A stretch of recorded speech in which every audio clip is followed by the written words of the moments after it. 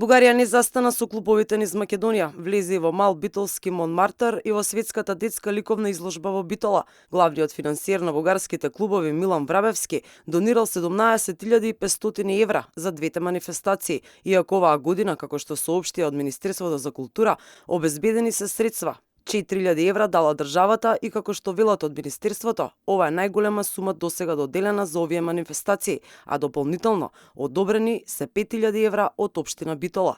Нејасно е зошто раководството на детското ликовно студио Свети Кирил и Методе и Битола ја прифатило донацијата од Врабевски, иако имаат средства. Алфа се обида да го исконтактира Неделковски, ни кажа дека е на пат за Франција, но не ни одговори на прашањето. Неодамна во опширно интервју, Неделковски раскажува како се запознал со Врабевски во 2022-та, кога тој им дал поддршка за време на настан во Софија. Убеден е дека Врабевски им помагал без политичка позадина. За бугарскиот клуб во Битола раскажува дека апсолутно не му било грижа каков бил клубот, бидејќи бил отворен законски, а сега затворен според закон, и тоа не бил нивни проблем.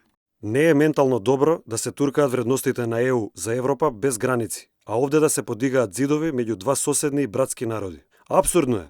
Колку е апсурдно да не обележуваат како пробугарска организација. Сите проекти со Врабевски се меѓу организации од Бугарија и Македонија и бугарски и македонски ученици.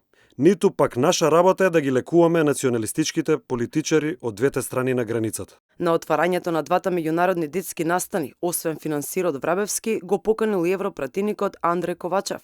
Пред 3 месеци Неделковски на Фејсбук го обвини Министерството за образование зошто по повеќе од 30 години ја прекинало поддршката за оваа манифестација и најави нејзино одржување со помош на донации, но никаде не ги спомена средствата од Министерството за култура.